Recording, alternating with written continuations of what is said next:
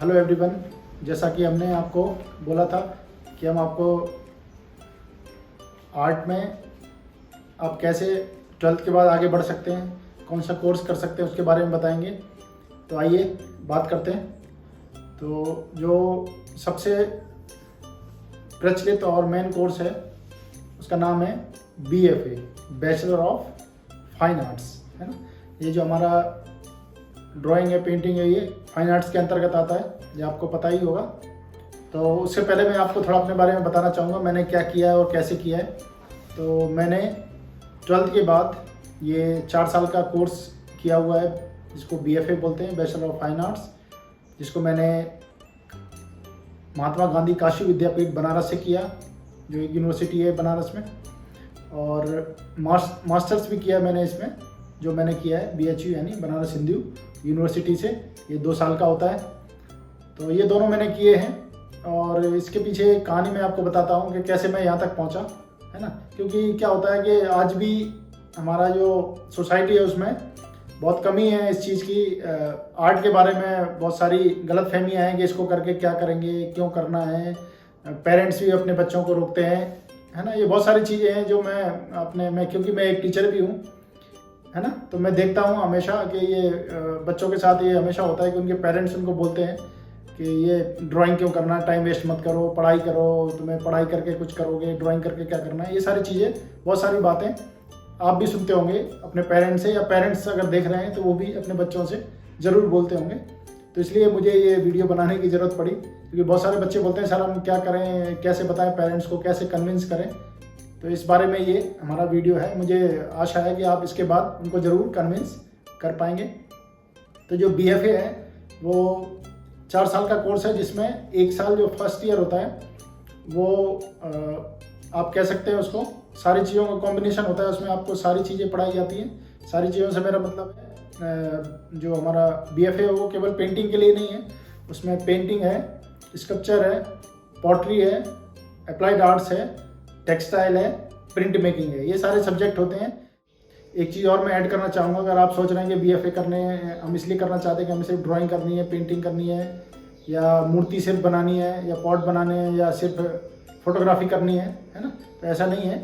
इसमें आपको इसकी थियोरी और टेक्निकल चीज़ें भी पढ़ाई जाती हैं, है ना। इसकी ancient history plus technical theory, क्योंकि कोई भी चीज़ अगर हम करते हैं तो उसकी टेक्निकल पार्ट भी हमें पता होना चाहिए, तभी हम उसको अच्छे से कर सकते हैं। तो इसलिए हमें ये कोर्स करना बहुत ज़रूरी है। हम सोचते हैं आर्टिस्ट वैसे भी बन सकते हैं आप, अगर सिर्फ आपको आर्टिस्ट बनना है या ड्राइंग पेंटिंग सीखनी है तो वैसे भी सीख सकते हैं। लेकिन ये कोर्स करने के बाद क्या होगा, आपको उसकी टेक्निकल चीज़ें पता चलेंगी और इसकी हिस्ट्री क्या है, मतलब पहले क्या होता था, अभी क्या होता है, करंट में क्या हो रहा है, कंटेम्प्रेरी चीज़ें क्या हैं, कैसे लोग काम कर रहे हैं, कौन कौन सी नई नई चीज़ें आ रही हैं, ये सब भी आपको इसके बारे में जानने को मिलेगा। जो आपको 1 साल जिसको कह सकते हैं आप इंट्रोडक्शन कोर्स मान लीजिए उसको, क्योंकि मेन डिग्री तो 3 साल की होती है, जो 1 साल होता है उसमें आपको सारी चीज़ें बताई जाती हैं, ताकि अगर आपको पहले से पता नहीं है तो आप उनके बारे में जान सकें और क्या आपको चूज़ करना है अगले 3 साल के लिए, है ना। तो जो 3 साल हैं वो आपके मेन हैं उसमें, है ना। 1 साल आपका इंट्रोडक्शन मान लीजिए उसको हर चीज़ का, तो उसमें हर चीज़ आपको पढ़ाई जाती है। और 3 साल आपके जो मेन होते हैं, और डिग्री जो 3 साल आप जो करते हैं, कोई भी स्पेशलाइजेशन, चाहे आप पेंटिंग ले लें या टेक्सटाइल चूज़ कर लें, अप्लाइड आर्ट चूज़ कर लें, या स्कल्पचर, पॉटरी, कुछ भी ले सकते हैं उसमें, है ना। तो और इसमें जाने के लिए क्या करना पड़ता है ये भी मैं आपको बताता हूँ। इसमें दोनों तरह के कॉलेज आपको मिलेंगे 12th के बाद, है ना, जिनमें क्राइटेरिया मैक्सिमम जगह यही होता है। मैं नहीं कह सकता कि हर जगह एक ही होगा, लेकिन मैक्सिमम जगह क्राइटेरिया होता है आपका 12th किसी भी सब्जेक्ट से हो, आर्ट, कॉमर्स, साइंस और भी कोई सब्जेक्ट से हो, लेकिन आपके उसमें 50% मिनिमम मार्क्स होना चाहिए 12th में, है ना। और प्लस एंट्रेंस एग्ज़ाम देना होगा आपको। ये तो हो गया, आप वहाँ अप्लाई कर सकते हैं, लेकिन उसमें आपको एडमिशन के लिए एंट्रेंस एग्ज़ाम देना होगा हर एक जगह, है ना। जो अच्छे अच्छे कॉलेज हैं, सरकारी कॉलेज की मैं बात कर रहा हूँ, वहाँ पे आपको, गवर्नमेंट कॉलेज जो है वहाँ पे आपको एंट्रेंस देना पड़ेगा। और काफ़ी अच्छे अच्छे कॉलेज हैं हमारे इंडिया में भी, है ना। इनमें से कुछ की लिस्ट में आपको यहाँ दिखा रहा हूँ, है ना। आप आसानी से देख सकते हैं और इनके बारे में जान सकते हैं, है ना। नेट पे सारा कुछ अवेलेबल, इनके साइट हैं, आप ज़्यादा जानकारी लिए इनकी साइट खोल के उन पर जा सकते हैं। तो इसमें एंट्रेंस में क्या होता है वो भी मैं आपको थोड़ा सा बता देता हूँ। एंट्रेंस में आपको मेनली ज़्यादातर जगह 3 एग्ज़ाम होते हैं, है ना। एक होता है थ्योरी एग्ज़ाम, है ना, जिसमें आपको GK, Indian art, western art, थोड़ा सा सिनेमा के बारे में, इस तरह की चीज़ें आपसे पूछी जाती हैं, वो आप पढ़ सकते हैं, है ना। और 2 एग्ज़ाम होते हैं प्रैक्टिकल, इसमें एक होता है स्टिल लाइफ और दूसरा होता है कंपोजिशन, यानी कि मेमोरी ड्राइंग। स्टिल लाइफ आपको पेंसिल से बनानी होती है और जो कंपोजिशन या मेमोरी ड्राइंग है वो आपको एक टॉपिक दिया जाता है या कुछ ऐसा सिचुएशन बताया जाता है जिसके हिसाब से आपको अपने मेमोरी से उसको बनाना होता है। इसके लिए आपको काफ़ी प्रैक्टिस करनी पड़ेगी, क्योंकि मेमोरी से बनाना आसान नहीं होता है, खासकर जब हम 12th तक होते हैं, क्योंकि उस टाइम तक हम ज़्यादा प्रैक्टिस नहीं किए होते हैं चीज़ों की। तो इसके लिए आपको बहुत सारी तैयारी करनी पड़ेगी और बहुत सारी प्रैक्टिस करनी पड़ेगी, है ना। इसमें आपको ह्यूमन फिगर भी जरूर आएंगे बनाने के लिए, तो ह्यूमन फिगर की अच्छे से तैयारी करनी है। वाटर कलर में इसको करना होता है, तो वाटर कलर की भी अच्छे से प्रैक्टिस कर लें।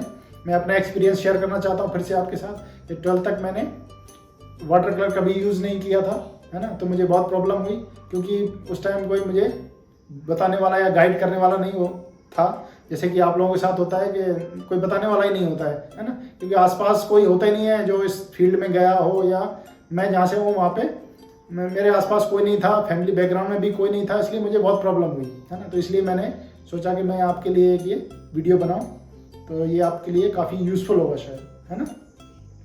तो आपको ये सब चीज़ों की प्रैक्टिस करनी होगी और एंट्रेंस एग्ज़ाम देना होगा। मोस्टली जो कॉलेज के एग्ज़ाम होते हैं वो फॉर्म निकल जाते हैं फरवरी, मार्च, अप्रैल तक, है ना। अलग अलग जगह अलग अलग डेट्स हैं, तो आप उनकी वेबसाइट चेक करते रहें, है ना, और उस पर आप अप्लाई कर सकते हैं। उसके बाद आप एंट्रेंस एग्ज़ाम की तैयारी कर सकते हैं। उस पर क्राइटेरिया भी दिया हुआ है सारा उसके साइट पे कि उसमें क्या आएगा, कैसे आएगा, कितने मिनट का एग्ज़ाम होगा, है ना, क्या ड्यूरेशन होगी, कब रिजल्ट आएगा, और अलग अलग जगह अलग अलग है। जैसे 2-3 कॉलेज का मैं आपको थोड़ा सा बताना चाहूँगा। जैसे BHU जहाँ से मैंने पढ़ाई करी है, वहाँ पे 3 एग्ज़ाम होते हैं, मैंने जो बताया। पहला थ्योरी एग्ज़ाम होता है, थ्योरी पास करने के बाद आपके प्रैक्टिकल और 2 प्रैक्टिकल होते हैं, है ना। तो इस तरह का होता है वहाँ पे। एक जैसे DU में आप जाएंगे, वहाँ पे भी इसी तरह का है, दिल्ली कॉलेज ऑफ आर्ट, है ना। तो वहाँ पे भी ऐसा ही है सिस्टम, थोड़ा सा अलग अलग होगा, टाइम ज़्यादा कम होगा, मार्क्स कम होंगे, लेकिन लगभग सेम ही होता है ना। एक शांति निकेतन है ना, जिसका नाम सुना होगा आपने, वो भी बहुत अच्छा कॉलेज है। तो वहाँ पे आपको क्या होगा, थ्योरी और प्रैक्टिकल एग्जाम होंगे और उसके साथ साथ फिर इंटरव्यू भी होगा, है ना। तो इस तरह से अलग अलग है, कई जगह एप्टीट्यूड टेस्ट है ना। तो इस तरह से आपको एग्ज़ाम देने होंगे।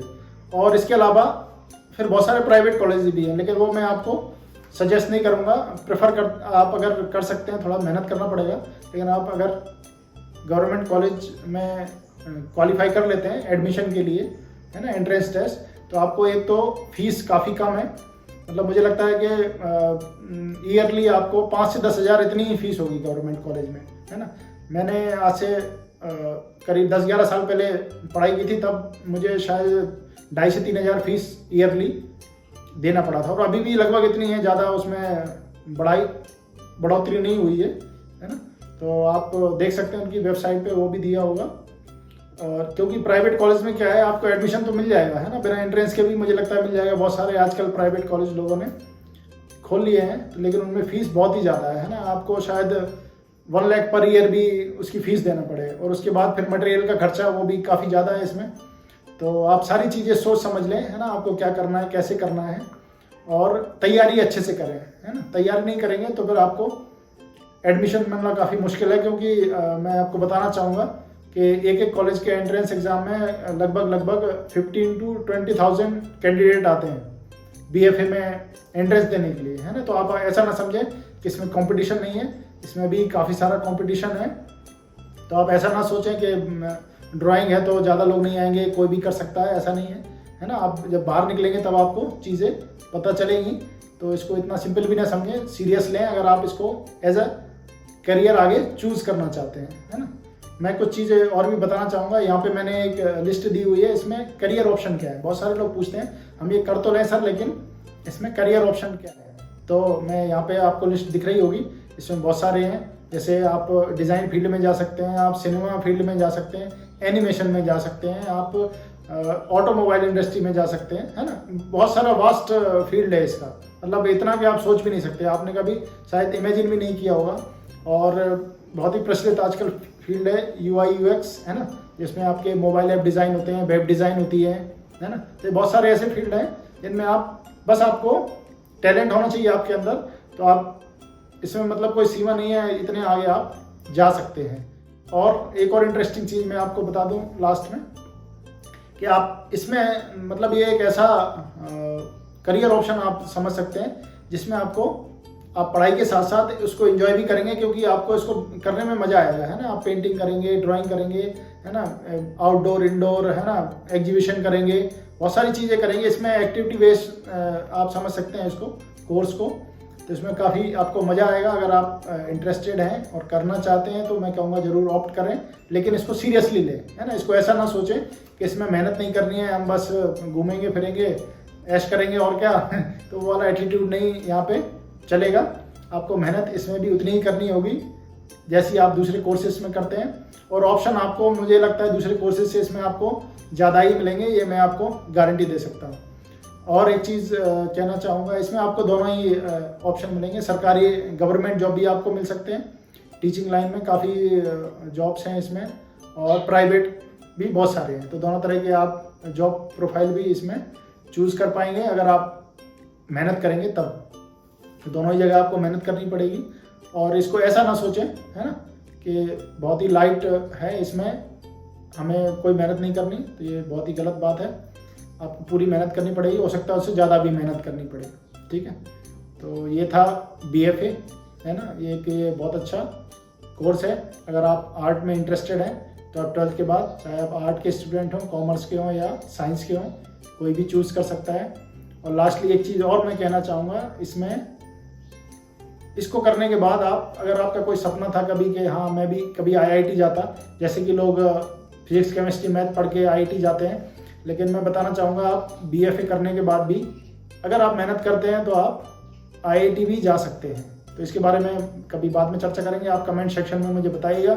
अगर आपको ये वीडियो पसंद आया तो आप मैं और भी डिटेल में इसके बारे में और भी इससे जो जुड़ी हुई चीज़ें उनके बारे में बताऊँगा। ये एक इंट्रोडक्शन BFA के बारे में था, तो मैं इसके बारे में ही आज चर्चा करना चाहूँगा। और मैंने ये लिस्ट वगैरह दी हुई है कॉलेज की, इसको आप देख सकते हैं, है ना। इनकी वेबसाइट पे जाके आप पता कर सकते हैं, अगर आप चाहें तो अप्लाई कर सकते हैं।